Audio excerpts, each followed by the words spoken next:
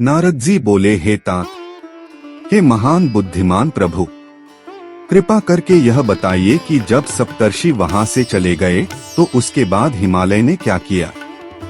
ब्रह्मा जी बोले, हे श्रेष्ठ मुनि, जब सप्तर्षि अपनी पत्नी अरुंधति सहित वहां से लौट गए तब हिमालय ने जो कुछ किया वह मैं तुम्हें बताता हूँ।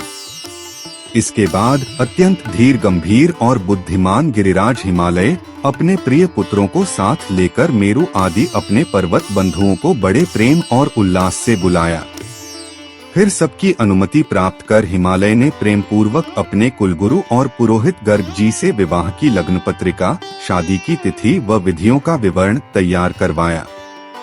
इसके बाद उन्होंने हर्षित मन से अपने सेवकों के द्वारा विवाह की आवश्यक वस्तुएं और वह लग्न पत्रिका प्रेम पूर्वक भगवान शिव को भिजवा दी।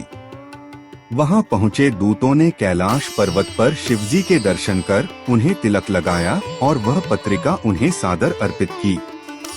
भगवान सदाशिव ने उन लोगों का बहुत सम्मान किया और प्रसन्न होकर सबको यथोचित सत्कार देकर विदा किया।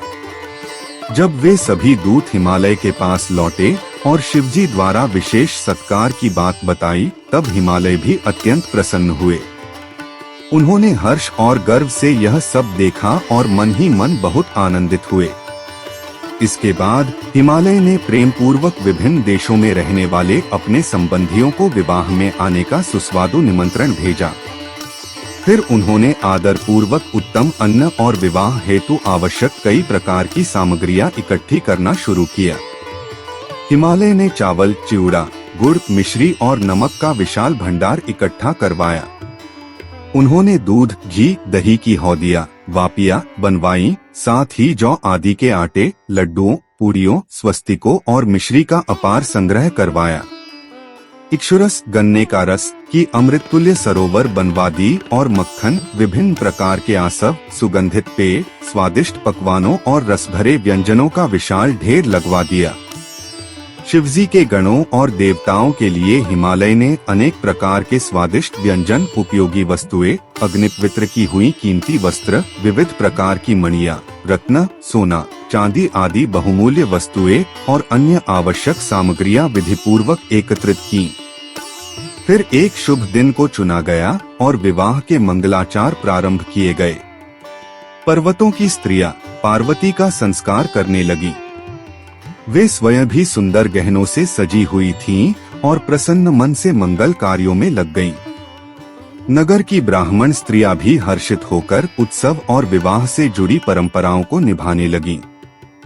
वे सभी लोकाचार और रीति रिवाजों के साथ प्रेम पूर्वक आयोजन में जुट गईं।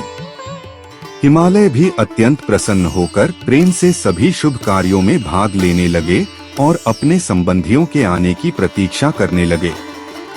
उसी समय उनके आमंत्रित संबंधी भी अपनी पत्नियों, पुत्रों और सेवकों के साथ आनंद पूर्वक वहां पहुंचे। हे देवर्षि नारद, अब उन पर्वतों के सम्मान पूर्वक आगमन का वर्णन मैं संक्षेप में कर रहा हूं, जो शिवजी की प्रसन्नता बढ़ाने हेतु हुआ था। सबसे पहले श्रेष्ठ और तेजस्वी देवालय पर्वत दिव्य रूप धारण किए, सुंदर वस्त्रों और विविध बहुमूल्य रत्नों से अलंकृत होकर अपने परिवार और समाज के साथ हिमालय के यहाँ पहुँचे। मंदराचल पर्वत अत्यंत शोभायुक्त विविध उत्तम उपहार लेकर अपनी पत्नी और पुत्रों के साथ वहां आया। दिव्य आत्मा और उदार बुद्धि वाले अस्ताचल पर्वत भी अत्यंत आनंद पूर्वक विभिन्न भेंट सामग्री लेकर आए।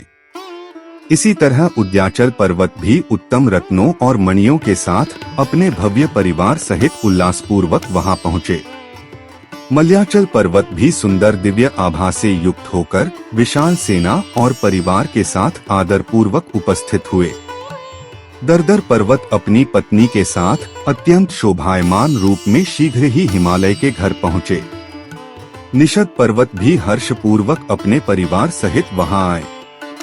इसी प्रकार गंधमादन पर्वत, जो अत्यंत सौभाग्यशाली हैं, वे भी अपने पुत्रों और स्त्रियों सहित प्रसन्न होकर हिमालय के पास पहुँचे।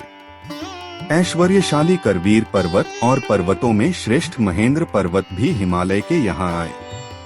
पारियात्र पर्वत, जो अनेक प्रकार की दिव्य शोभा से संपन्न था, प्रसन्न मन से अपने गणों, पुत्रों और स्त्रियों के साथ बहुमूल्य रत्नों और खनिजों से भरपूर होकर हिमालय के पास पहुंचा।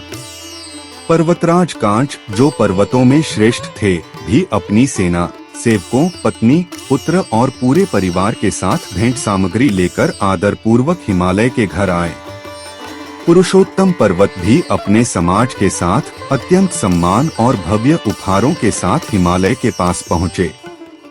नील पर्वत भी अपनी पत्नी और पुत्र के साथ बहुत सी कीमती वस्तुएं लेकर आनंद पूर्वक हिमालय के घर आए। त्रिकूट, चित्रकूट, वेंकट, श्रीगिरी, गोकामुख और नारद नामक पर्वत भी विवाह समारोह में सम्मिलित होने हिमालय के निवास पर पहुँचे। विंध्याचल पर्वत, जो पर्वतों में सबसे अधिक प्रतिष्ठित हैं, वे भी अत्यंत प्रसन्न मन से अपने स्त्री पुत्रों सहित विविध प्रकार की समृद्धि और उपहारों के साथ वहां आए। कालंजर पर्वत अपने अनेक सेवकों और गणों के साथ हर्षपूर्वक उपस्थित हुआ। कैलाश पर्वत, जो सभी पर्वतों में अत्यंत दिव्य और सबसे अधिक शोभा संपन्न था, कृपा और आनंद पूर्वक हिमालय के यहाँ आया। हे नारद, इसी प्रकार भारतवर्ष और अन्य द्वीपों में रहने वाले जितने भी पर्वत थे, वे सभी भी प्रेम पूर्वक आमंत्रण स्वीकार कर हिमालय के घर पहुँचे। जिन पर्वतों को हिमालय पहले ही आदर पूर्वक आमंत्रित कर चुके थे, वे सब यह विचार कर कि यह विवाह भगवान शिव और देवी पार्वती का है, अत्यंत प्रसन्न होकर वहां आए। जब सबको ज्ञात हुआ कि शिवा, पार्वती और शिव का विवाह हो रहा है, तब सोमभद्र आदि अनेक सुंदर और पवित्र नदियां भी अद्भुत शोभा के साथ प्रसन्नता पूर्वक वहां उपस्थित हुई। शिवा, पार्वती और शिव का विवाह हो रहा है, यह सुनकर सभी नदियां अत्यंत प्रेम पूर्वक दिव्य रूप धारण करके विविध प्रकार के आभूषणों से सुसज्जित होकर वहां उपस्थित हुई। इस पावन अवसर की खबर पाकर गोदावरी, यमुना, ब्रह्मस्त्री और वेणिका नदियां भी श्रद्धा और उल्लास के साथ हिमालय के यहाँ पहुँची। जब गंगा जी को भी यह ज्ञात हुआ कि शिवा और शिव का विवाह हो रहा है, तो वे अत्यंत प्रसन्न होकर दिव्य रूप में अनुपम आभूषणों से अलंकृत होकर वहां पहुंची। सरिताओं में श्रेष्ठ, आनंद देने वाली रुद्र की पुत्री नर्मदा भी इस शुभ समाचार को सुनकर प्रेम पूर्वक शीघ्र ही हिमालय के यहाँ आ पहुंची। उस समय हिमालय की नगरी, जो अब विवाह की तैयारी में लगी थी, उन सभी दिव्य अतिथियों से पूरी तरह भर गई। वह नगरी एक महाउत्सव में परिवर्तित हो गई थी। हर ओर रंग बिरंगे केतु, पताकाएं, ध्वज और तोरण द्वारों से सजावट की गई थी। रंगीन रत्नों की आभा से नगरी चमक उठी थी और विशाल मनोहर वितानों से सूर्य की किरणें तक ढक गई थीं। हिमालय ने भी महान आदर और अत्यंत स्नेह के साथ वहां आए सभी स्त्रियों और पुरुषों का यथोचित सत्कार किया।